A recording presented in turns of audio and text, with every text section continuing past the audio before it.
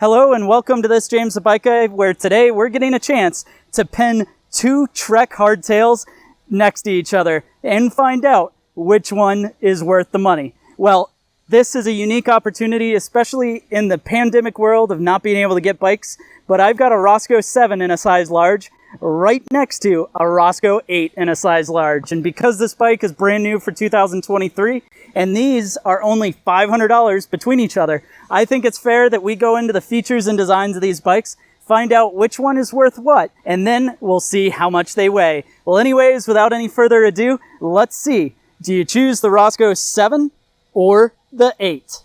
All right, before we get into too much of the geekery, let's talk about what the Trek Roscoe is and where these line up. I've got a video on both the Roscoe 7 and the 8. They'll be linked down below, so we're not going to go too deep into each individual bike. But essentially, the Trek Roscoe has been around quite some time and used to be their entry into mid-level mountain bikes. And by that I mean it was the first true mountain bike in Trek's lineup where you could really take it on some rough trails, be able to extend your capabilities. And for 2023, Trek has gone so much further by making these bikes much more rowdy. So for the 2023 model year, they added 140 millimeters of front travel. The previous generation was 120.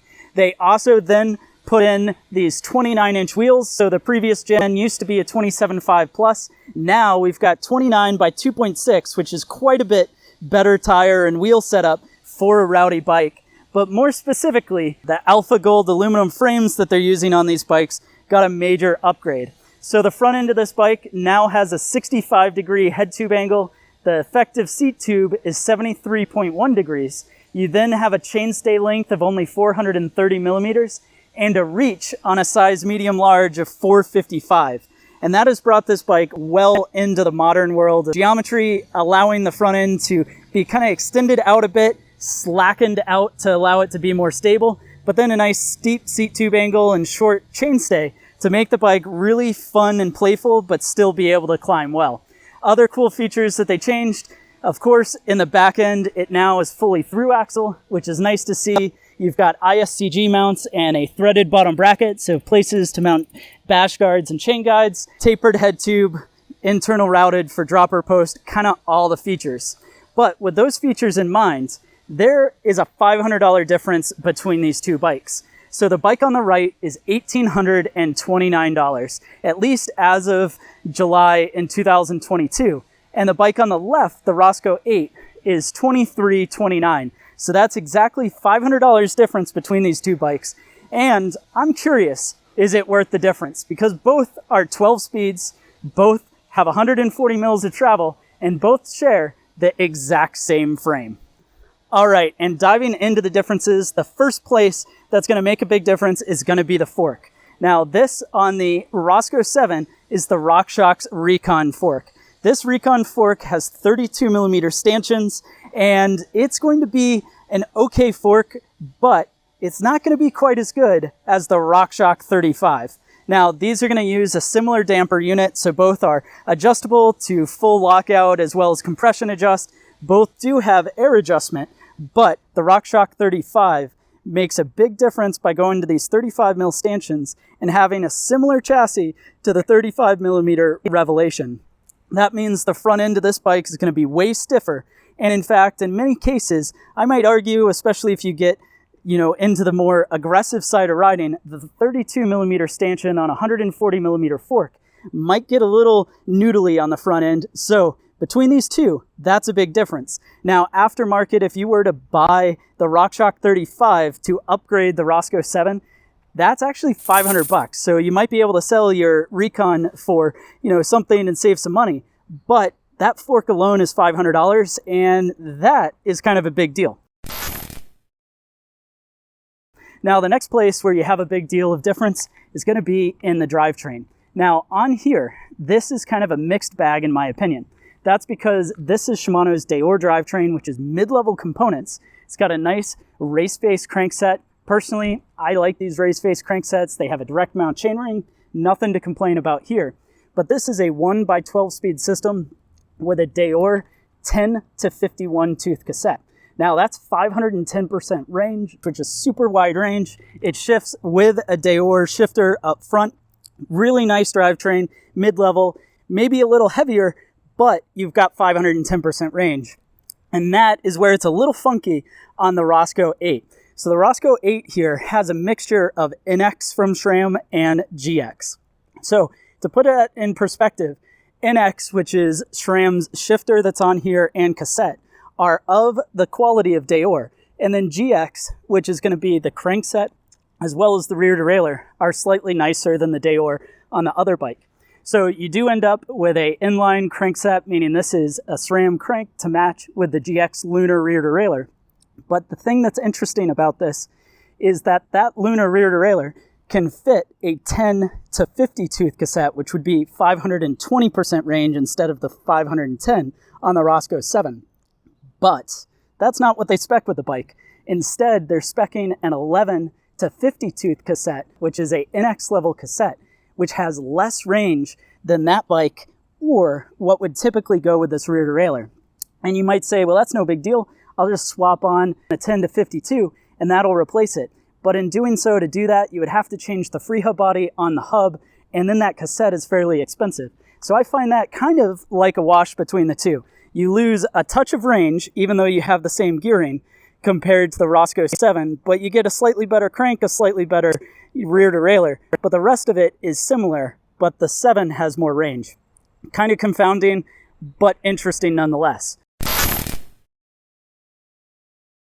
Now, the next place that there's a big difference is going to be in the brakes. Here on the Roscoe 8 is the Shimano MT4100 lever that connects up with an MT420 caliper. That caliper is a 4-piston caliper on the front and the rear, adds a whole bunch of clamping force. The lever itself is similar to the one on the other bike, but it does have a little bit better control. It's also got that second mounting point, and it's compatible with the iSpec from Shimano, which is a way if you got an adapter from Problem Solvers or something, you could connect the shifter into the brake lever. But now on the Roscoe 7, it's a bit different because this comes with Shimano's MT200 brakes. So the 200 brake, you can see the lever and body are very similar to what we had on the other bike, but these don't have that second standoff, so it's going to be a little bit flexier, a little more vague of a brake feel.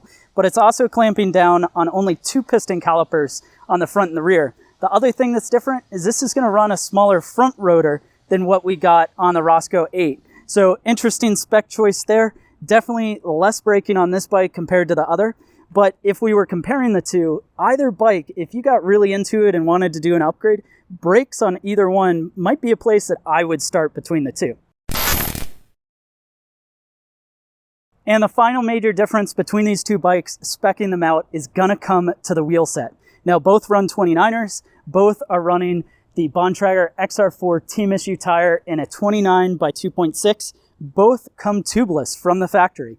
So you might think they're basically the same, but they're not. So what changes is actually on the Roscoe 7, it's gonna have the Bontrager Line 30 rims.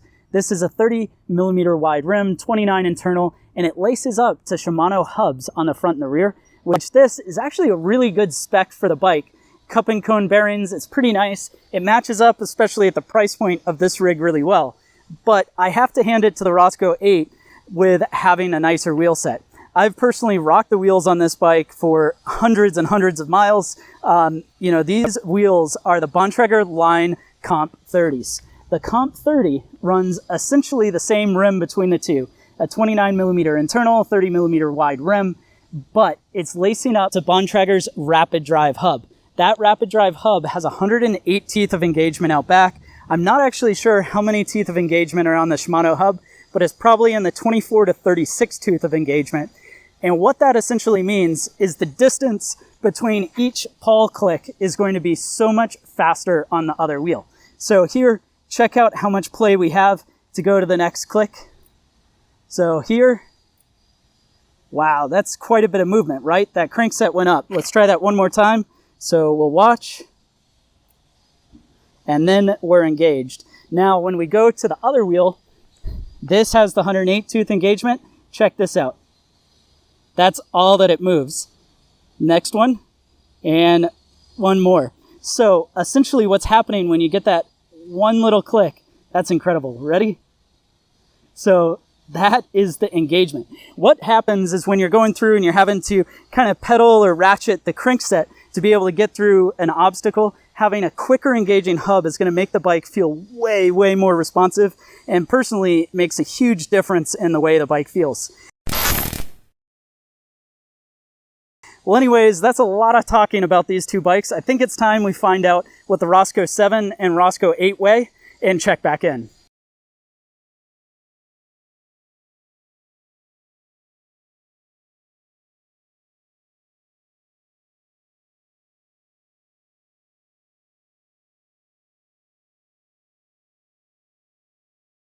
Well, that is pretty telling. There's quite a bit of difference between the two. Forks, wheels, all that stuff is way nicer on the Roscoe 8, but that drivetrain is kind of a wash. Now, to upgrade the Roscoe 7 to have the parts on the 8 would cost way more than the $500 price difference, and you're saving quite a bit of weight out of the box too.